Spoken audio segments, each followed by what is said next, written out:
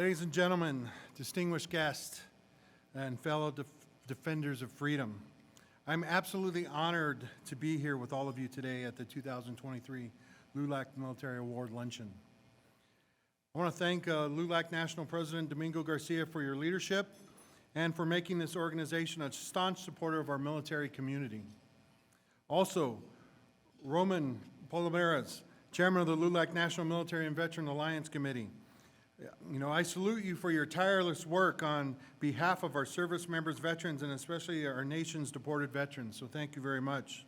I also want to thank Rafaela Schwan, LULAC's Chief Operating Officer, for your distinguished service with the U.S. Air Force, for working with my team to bring us here together today.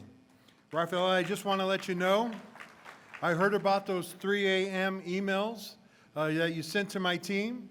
So thank you for working nonstop on putting this event together. LULAC's 94 years of patriotism and service to our nation are truly inspiring. The dedication and commitment of LULAC's members have played a crucial role in shaping the defense of our beloved country. I am humbled to be standing before you in a room filled with individuals who have shown unwaveringly loyalty and bravery in the name of democracy. What is democracy? It is an idea that every individual's voice matters, and that together we shape the course of our nation. It is a system that guarantees fundamental rights. It is the government that upholds the values of freedom, equality, and justice. Throughout our history, brave men and women have dedicated their lives to uphold the values, and as a result, help shape the destiny of generations to come. In the face of adversity, defenders of democracy stand firm, because they understand that the true power of a nation lies in its abilities to embrace diversity and inclusion, to protect the rights of the minority, and to promote dialogue and understanding. The men and women who will be recognized for their service here today know that a democracy does not thrive on its own. It requires guardians, champions, and defenders, both in and out of uniform, on the front lines and in our local communities. As the Undersecretary of Defense for Personnel and Readiness, my primary mission is to ensure that our nation has a strong, adaptable, and ready defense force reflective of America. That includes service members who contribute to diversity of thought, experience, education, and culture, regardless of skin color, love interest, socioeconomic status, or religion. According to Defense Data Center data from October 2022, racial and ethnic minorities represent 48% of our active duty enlisted service members, but racial and ethnic minorities represent only 27% of active duty officers, and the number falls to 13% when you look at active duty general and flag officers.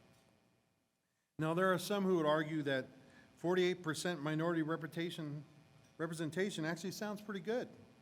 However, those that say that aren't looking at the whole picture. Of active duty enlisted service members, 21% are Hispanic or Latino, and 1.2% are Native American. However, just 9% of active duty officers are Hispanic or Latino, and just 0.7% are Native American. Our general and flag officer numbers are even smaller, with only 2% Latino representation and 0.5% Native American representation. So as you look at the most senior ranks, the diversity numbers get smaller and smaller. We need diversity not only in our ranks, but we need it in our leadership. That is where the decisions are made. That is where our junior officers member look to see what is possible for them. Corporate America seems to understand this very well, and that's why they continue to invest in diversity, equity, and inclusion, and accessibility, or DEIA. Under the leadership of Secretary of Defense Austin, one of my top priorities has been to enhance DEIA. My office has undertaken a number of initiatives, all aimed at creating a more inclusive environment and ensuring all service members have the same opportunity for advancement. We're increasing the pool of diverse talent through recruitment efforts to target underrepresented populations, including Spanish language marketing and relationship building with minority-serving institutions of higher education. We expanded ROTC preparatory and military service academy nomination programs to assess a broader pool of officer commissioning opportunities. We're undertaking a series of efforts targeting critical touchpoints in the career life cycle of both our military and civilian workforce to improve diverse accessions.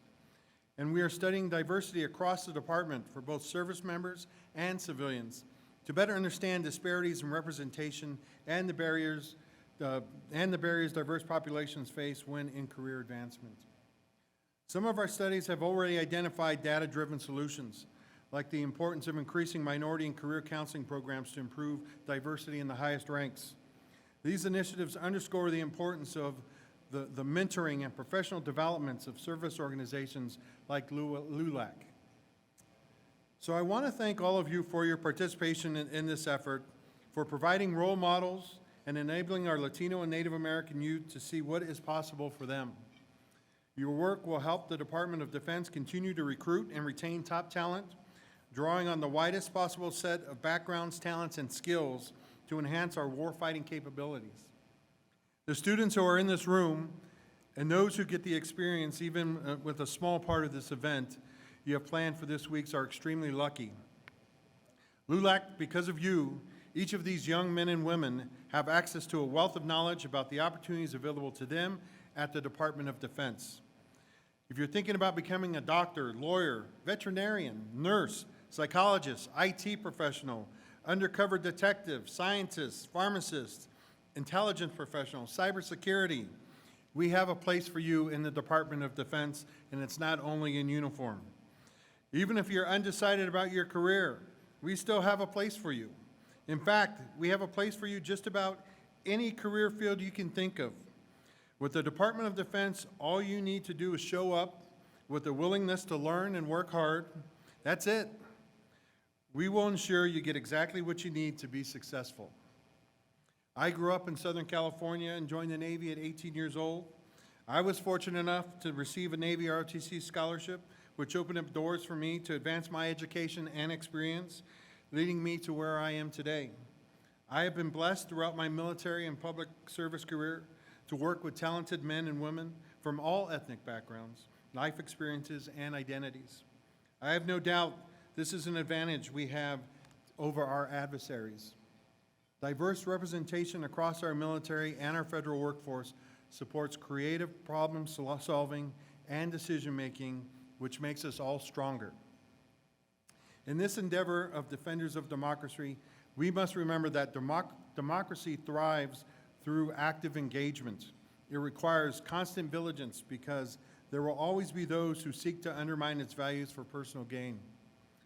Secretary Austin has emphasized that one of the department's top priorities is to ensure that everyone who seeks to join this community and share in our common purpose has the opportunity to leverage their capabilities, realize their full potential, and rise to the highest levels of responsibility in the department. I am committed to working with you to ensure our service members and civilian employees have every opportunity to succeed and realize their full potential. We stand stronger as a nation when all Americans, including those who desire to become citizens, step up to defend the home we all love. Thank you for all your unwavering dedication to our nation, your camaraderie and support to the Department of Defense, and for carrying out this great legacy of the League of United Latino American Citizens. May God bless you all, and may we continue to work together to defend and uphold the principles that make us a great country. Thank you very much.